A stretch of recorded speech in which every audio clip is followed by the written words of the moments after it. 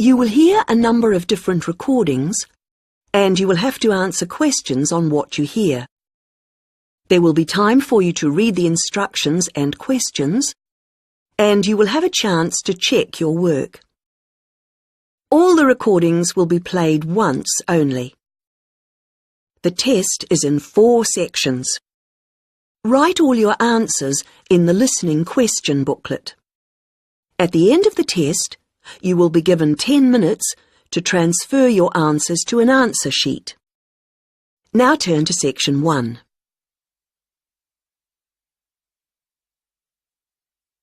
Section 1. You will hear a woman telephoning a travel agent to book a holiday. First, you have some time to look at questions 1 to 7.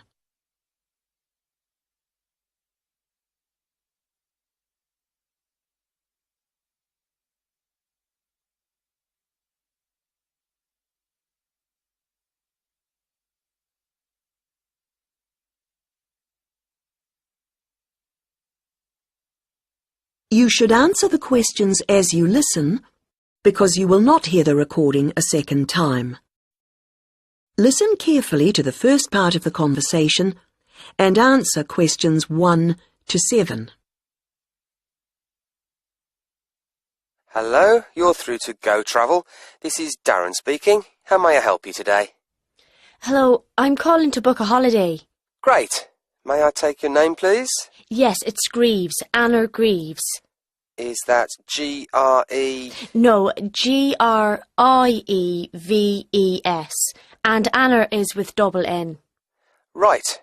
Thank you, Anna. Now, we're delighted you've called us. Can I ask where you heard about us? It was your advertisement in one of the magazines. Was it Holiday World? Oh, yes, that's the one. Good, thank you. It's useful to know. Of course. And did you have a particular holiday in mind, or was it a general inquiry? I think I've chosen.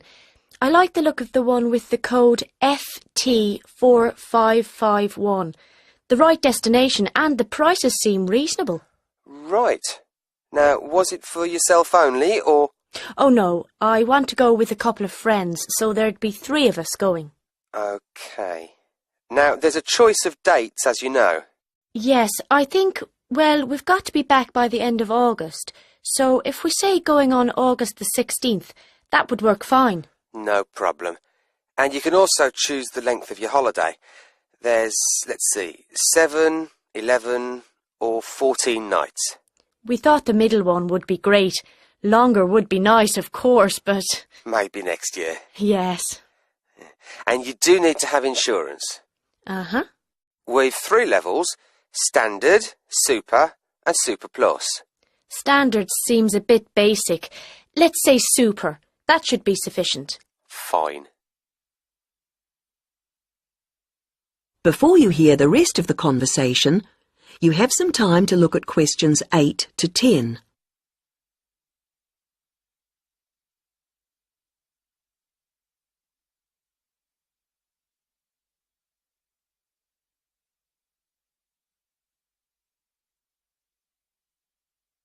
Now listen and answer questions 8 to 10. Well, that's all good so far, and the availability's OK. Have you looked through the list of options? They're in the advertisement. I have, and I've got the list here. Some of them do seem a good idea. Which ones would you like to take? In terms of the hotel, the offer of picnic lunches, we'd leave that. We'd rather go to cafes. I think a balcony for the room is a must. It's so nice to sit out, enjoying the view. Oh, yes. And then the trips. I think we'll pass on the night bus one. I never really enjoy the commentaries. And museums aren't really my sort of thing, to be honest, any more than dances. Uh-huh. But I like practical things, so I think the demonstration of local arts could be fun. Yes, I would think so. And then in terms of getting out of town, going up the river on a boat sounds delightful, and I wouldn't want to miss that. But the mountains, well, sitting in a coach on those winding roads... I understand. OK, well, that's all I need for the booking at this point. Just a few details for you and then we'll check the payment. That is the end of section 1. You now have half a minute to check your answers.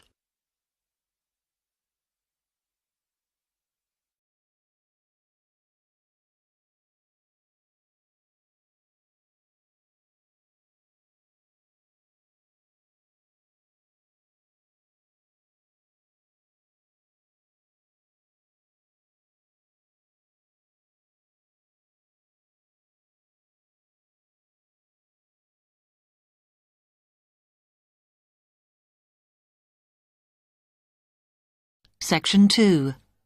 You will hear a man giving some information about transport in London. You now have 30 seconds to read questions 11 to 15.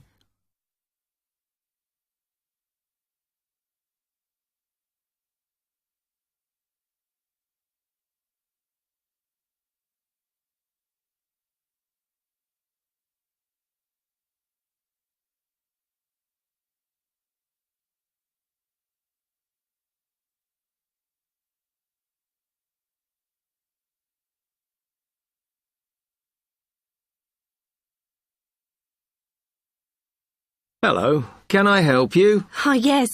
I was wondering what the best way was for me to get around London. Well, there are a lot of possibilities. As you probably realise, the main ways to get around are bus, train and tube. Oh? The Underground. Oh. It depends how much you want to spend. All forms of transport offer special tickets, such as cheap day returns on the trains and so on. Overall, you'll spend less on the bus, as it operates on a basic flat fare for each journey. But of course it may not go to where you need to travel to. The mainline trains only operate in the outlying areas, though a few cross London, whereas the tube has stations which are placed in central areas of the city, close to the main sites and shops. Obviously there are more bus stops, but you will probably have to change buses to get where you want, which can be inconvenient. You will find that the buses are mainly in the central areas, but some tube lines go quite a long way out of London, so you could use this for longer journeys. Having said that, the tubes do get very crowded, so you should use the train if you want to sit down. It does depend where you're travelling to. Well, I'm living on the outskirts, but I have to travel into London to college every day, and then around London when I'm here. OK, so time is going to be an issue for you. The tube should be fast crossing London, but quite honestly, there are so many delays that it's not very efficient. Again, the train has fewer stops, so is probably your quickest option to get to and from college. Of course, which service you use might depend on how frequent it is.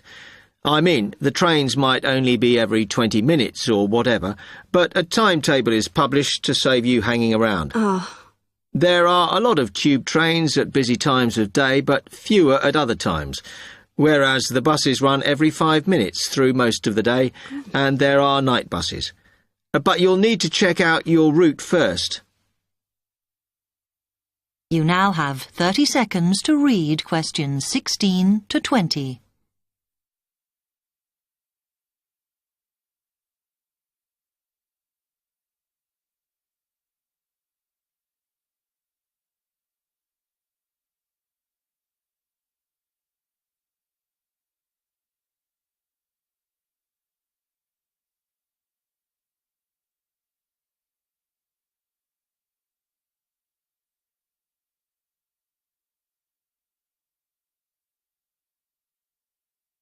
OK, thanks.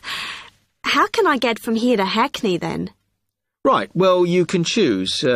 We're here at the information office, OK? Now, next to us, on the corner of the High Street and Sweet Street, is the bus stop, opposite the bank.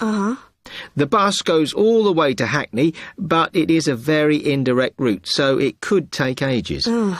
If you want to take the train, walk down the High Street towards the city. Go past the bank, and on your left is the station, just before you get to the post office. There's a mainline service to Hackney Wick, so if you need to get into the centre of Hackney, you may need to pick up a bus when you get there. Opposite the post office, on the corner of Hart Lane, is the tube entrance. You'll see the big signs. That's probably the best way to get there, though you may have to change. It's probably best if you go and get a travel card first. To get to the ticket office, you go out of here onto the High Street. Then turn into South Street, and the ticket office is on your right opposite the cinema. Of course, you may decide it's quicker to take a taxi. But it's a long way, so I think it'll be very expensive. If you do want to get a cab, then the rank is outside here, just opposite the office.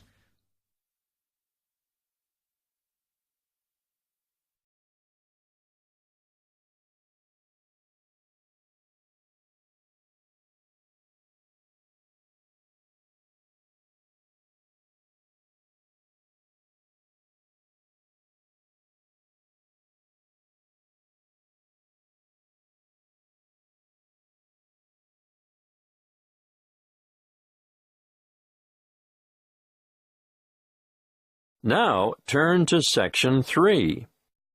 Section 3. You will hear a conversation between two students discussing an assignment. First, you have some time to look at questions 21 to 26.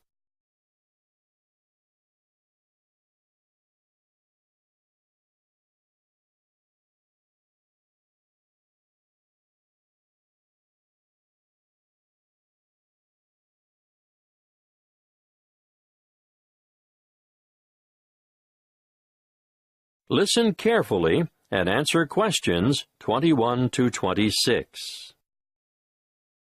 Hi, Opal. Any ideas about what we should do for our geography project? Hi, Perry. Yes, I'd like to do something on wetlands. I think that's a great idea. Where do we start? With a definition, of course.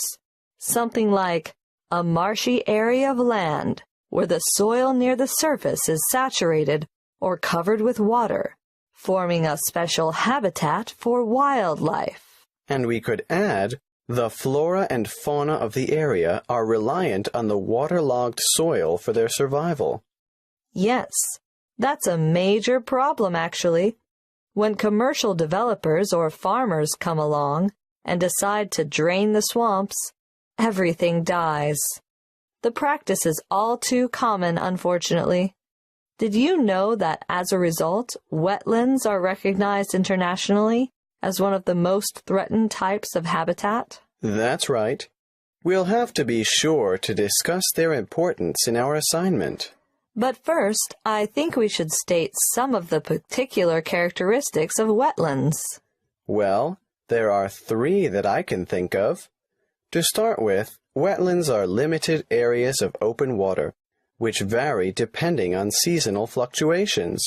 Yes, and the second could be that there's usually a variety of water-tolerant flora on the banks and throughout the water. Of course, depending on the time of year, there may be more or less water, but levels generally remain quite shallow.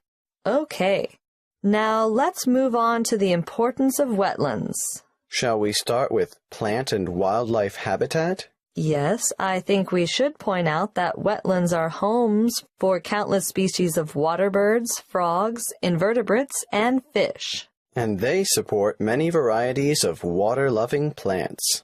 Which brings us naturally to the topic of biodiversity. Even small wetlands act as borders between land and permanent water. They turn into refuge areas or sanctuaries in times of drought, and they often support rare and threatened plants and animals found nowhere else. Exactly. And they're especially important as nurseries and breeding grounds for all kinds of fish, birds, and invertebrates. Wetlands are important for improving the purity of the water, too. Yes, that's because the flow of water through the wetlands is slowed by bank and in-stream plants, and so it allows sediment to settle. Nutrients such as nitrogen and phosphorus and other pollutants are removed as the water passes through. Before you hear the rest of the conversation, you have some time to look at questions 27 to 30.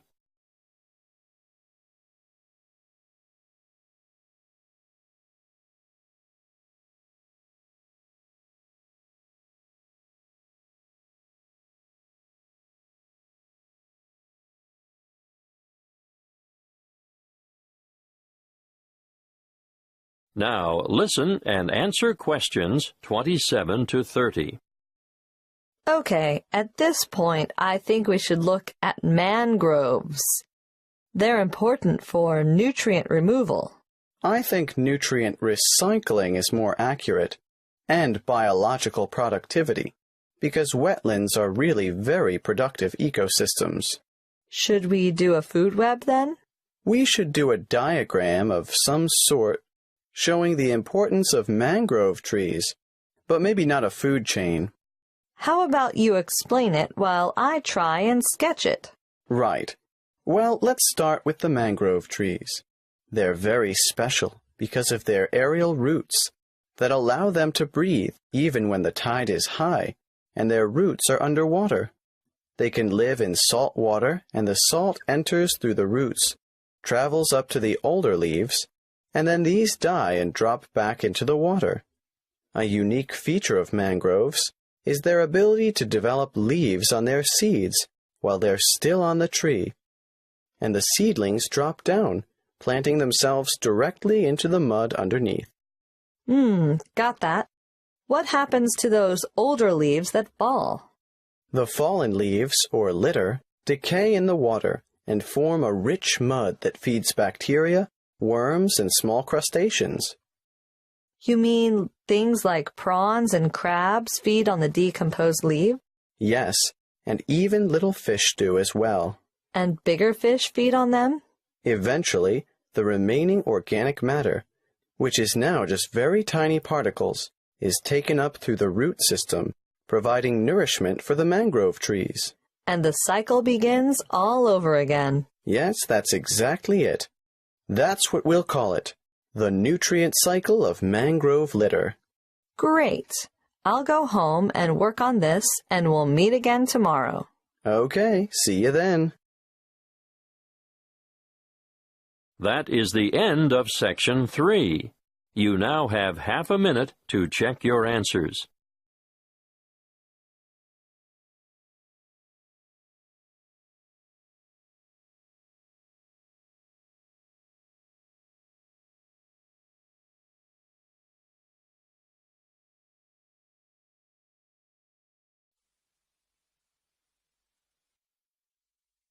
Now turn to Section 4.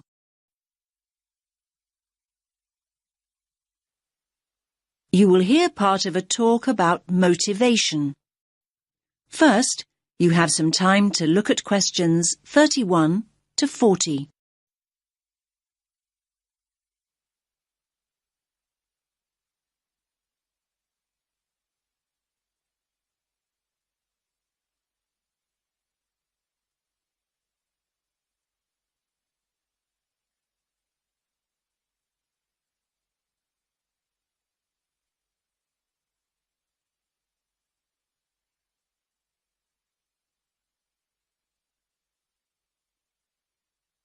Listen carefully to the talk and answer questions 31 to 40. Okay, everyone. Let's make a start with the second module of our business management course. And we're thinking about motivation. Yes, motivation. The drive to achieve and to get things done. Now, what motivates you to get up in the morning? A strong desire to get that assignment finished? Or maybe you want to get more training in before the week's inter-university football match. Let's focus on motivation in the workplace. Why is it so important for workers to be motivated? Think about it. If you feel motivated, you're far more likely to feel loyal to your employer and take a real pride in getting the job done. So how can a company motivate its workers to work well? Well, let's have a look at this. It's called the Motivational Pyramid, and it was developed by a man called Abraham Maslow. He called it the hierarchy of needs. He argued that people are motivated by 5 essential needs, and he formed this pyramid here to illustrate each of them. And you can see the 5 tiers or levels on the pyramid. Maslow said that workers are motivated at these 5 levels of need, so let's look at each of them in turn. OK now, so let's start at the bottom of the pyramid, just here.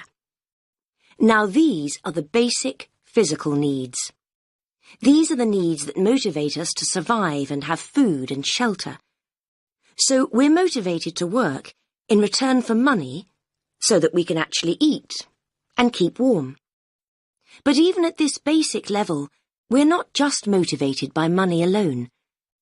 We're also motivated to work if we've got good facilities in the workplace. What kind of facilities are we talking? Well, these facilities could be a staff restaurant to have our lunch in, or a locker to put our personal belongings in.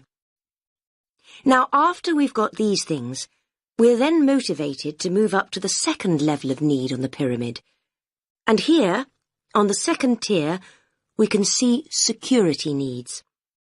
We're motivated to work hard when we feel safe and secure. Well, we're much more likely to work well if we've got a formal job contract. It makes us feel safe, doesn't it? And what about a pension when we're old and no longer able to work? And we're also much more likely to feel safe and secure if we know there is a sick pay scheme we can fall back on if we're ill and have to take time away from work. OK, so here we are at the third tier. Yes, just here. Social needs. Now, social needs refer to the need people have to belong or to be part of a group. Teamwork's a very important motivator. What does this mean in practice? Well, it might mean encouraging workers to get together to discuss various issues within the organisation. For example, pay increases.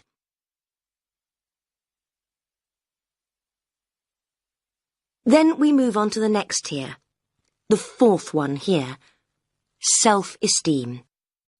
This means the kind of motivation that encourages us to experience a real sense of achievement. So how can a company make this happen? Well, they can use a system of rewards. Giving rewards to individual workers as a way of saying thank you and celebrating their achievements. What kind of rewards are we talking about? Well, examples of these include free gym membership or gifts such as contract-free phones. This kind of recognition can make us feel valued, and as a result we feel more motivated to move up to the final level of the pyramid. On the final tier, we've got self-fulfillment.